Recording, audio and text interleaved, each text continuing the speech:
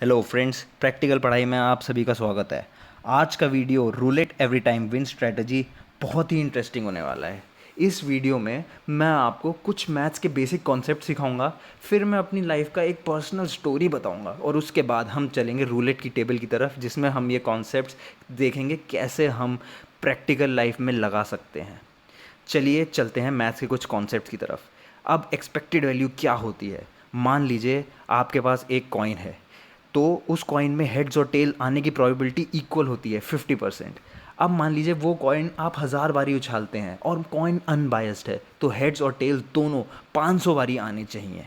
अब मान लीजिए आप एक गेम खेल रहे हैं जिसमें आप अगर हेड्स आया तो $1 जीतेंगे और अगर टेल आया तो $1 हार जाएंगे। तो इस गेम की एक्सपेक्टेड वैल्यू $0 हो जाती है। क्यों? क्योंकि 500 बारी चांसेस हैं कि हेड्स आएगा और 500 बारी चांसेस है कि टेल्स आएगा। तो आइडियली इन नॉर्मल सिनेरियो आपको इस गेम से कुछ फ़ायदा या कुछ नुकसान नहीं होने वाला। अब अगले कॉन्सेप्ट की तरफ चलते हैं, जो है मीन रिवर्जन। मीन रिवर्जन ये कहता है कि कोई भी रैंडम प्रोसेस अपनी मीन की तरफ बढ़ता है।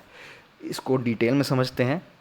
अगर मान लीजिए आपने कोई एक कॉइन टॉस किया जिसमें 25 बारी लगातार हेड्स आ गया, तो कुछ लोग ये ऐसा बोलते हैं कि आने वाली चांसेस में टेल्स आने की प्रोबेबिलिटी बढ़ जाती है, क्योंकि इस प्रोसेस को अपने मीन जो कि है ज़ीरो उसकी तरफ जाना होता है। ठीक है, अब चलते हैं हमारे एक छोटा से डिस्क्लेमर की तरफ। हम यह वीडियो सिर्फ एजुकेशनल पर्पसेस के लिए है, हम किसी तरह की बेटिंग या वेजरिंग प्रमोट नहीं करते। चलिए अब मैं आपको अपनी लाइफ का एक पर्सनल एक्सपीरियंस बताता हूँ। मैं जब 8th क्लास में था तो मैं एक मेले में गया। इस मेले में मैंने एक गेम स्टॉल देखा जिसमें एक गेम चल रहा था 7 अप और 7 डाउन। काफ़ी इंटरेस्टिंग गेम है, आप सभी ने खेला होगा। चलिए एक झलक इसके रूल्स पे मार लेते हैं। जो गेम का ओनर है वो 2 डाइस रोल करेगा और हमें उसके आउटकम पे बेट करना है। फॉर एग्ज़ाम्पल, अगर मान लीजिए हमने 10 रुपये लगाए 7 अप पे और आ गया नंबर 11, तो हमारे पैसे 10 के 20 हो जाएंगे। लेकिन अगर मान लीजिए 7 से छोटा नंबर आया, मान लीजिए 5 आया, तो हमने जितने भी पैसे लगाए थे हम वो हार जाएंगे। मुझे लगा कि मैं इस ओनर को 7 अप और 7 डाउन में हरा सकता हूँ। मैंने 7 डाउन पे 10 रुपये लगा दिए। लकीली या अनलकीली मैं वो पैसे हार गया। फिर मैंने 20 रुपये लगा दिए, मैं फिर से हार गया। फिर मैंने 40 रुपये लगाए इस आशा में कि इस बारी तो 7 डाउन आएगा, लेकिन नंबर आया 7, एग्जैक्टली 7, मैं फिर से हार गया। मैंने फिर 80 रुपये लगाए इस आशा में कि 7 डाउन आएगा, लेकिन मैं फिर से हार गया। अब आप समझ रहे होंगे मैं क्या कर रहा हूँ। मैं एक सीरीज़ बना रहा हूँ जिसको मैथमेटिक्स की भाषा में कहते हैं मार्टिंगेल सीरीज़। मैं हर बार अपनी बेटिंग को डबल अप कर दे रहा हूँ। इस बारी मैंने 160 रुपये लगाए, लेकिन अनलकीली नंबर आया 8, मैं फिर से हार गया। मैंने फिर पैसे डबल किए, 320 रुपये लगाए, मैं फिर से हार गया। मैंने इस बारी 640 रुपये लगाए और अपनी दोनों उंगलियां क्रॉस कर लीं। मैं इस बारी जीत गया। आइए देखते हैं आगे क्या हुआ। आगे मैंने फिर से 7 डाउन पे 10 रुपये लगा दिए, इस आशा में कि जो मैंने मार्टिंगल सीरीज़ पहले क्रिएट की थी जिसमें मैं हर बारी अपनी बेट डबल करे जा रहा था, वो मैं फिर से क्रिएट करूँगा। यह देखकर गेम शो का ओनर मेरी स्ट्रैटेजी तो समझ गया, लेकिन मैं उस दिन इतने पैसे जीता कि इस ओनर को अपना ये स्टॉल बंद करके जाना पड़ा। लेकिन आ, ऐसा क्यों हो रहा है कि मैं इस गेम से इतने पैसे जीत पा रहा हूँ? चलिए पहले हम कुछ प्रोबेबिलिटीज समझने की कोशिश करते हैं कि दो डाइस को रोल करने के बाद उनका जो सम आता है ऊपर, उसकी क्या प्रोबेबिलिटी है। ठीक है, अब 7 आने की प्रोबेबिलिटी बहुत ही कम है, जो कि है 17%। और 7 डाउन आने की प्रोबेबिलिटी और 7 अप आने की प्रोबेबिलिटी, दोनों की प्रोबेबिलिटी 42% है। तो मेरे जीतने की प्रोबेबिलिटी या 7 डाउन आने की प्रोबेबिलिटी तो 42% ही है। लेकिन जब मैं अपने पैसे हर बारी और हर बेट में डबल करे जा रहा हूँ, तो मैं अपने जीतने की जो एक्सपेक्टेड वैल्यू है उसको बढ़ाए जा रहा हूँ। अगले टेबल में मेरी स्ट्रैटेजी आपको ज़्यादा क्लियर होगी। तो इस टेबल में आप देख सकते हैं कि मैं जो मनी इन्वेस्टेड है मैं हर बारी डबल करे जा रहा हूँ।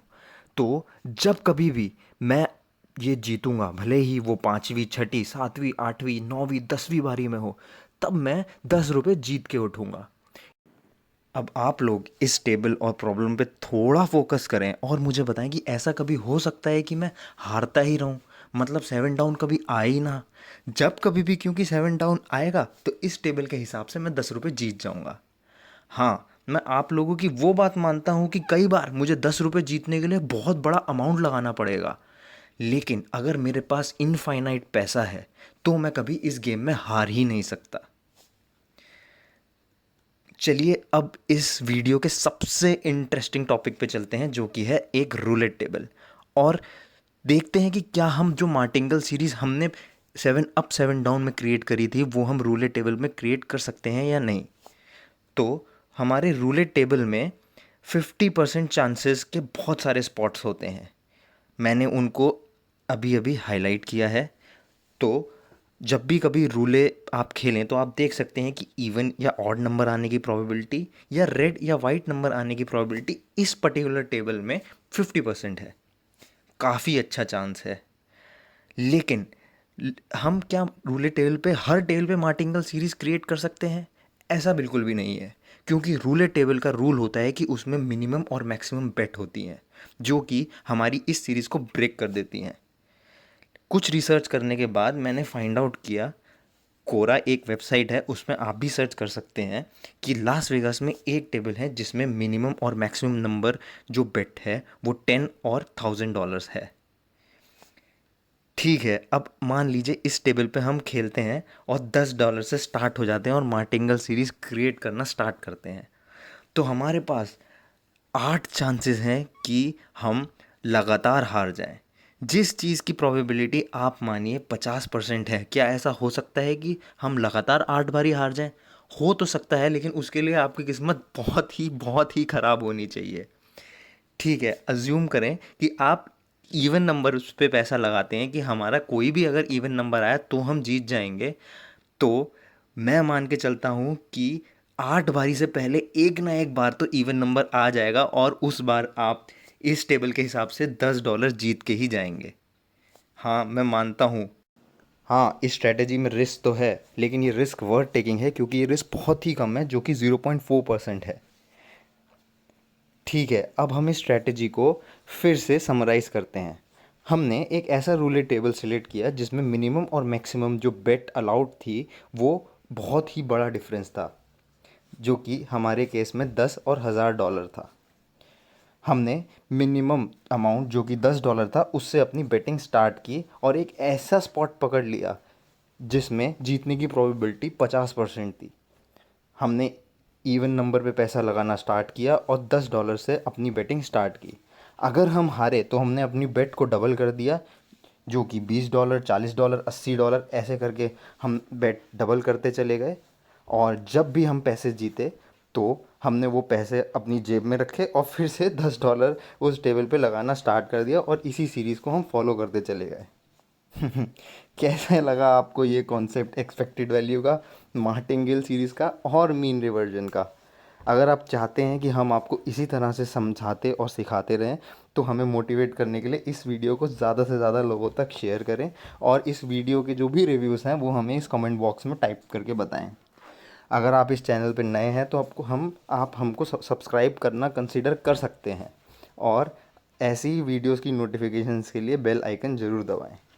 Thanks for watching.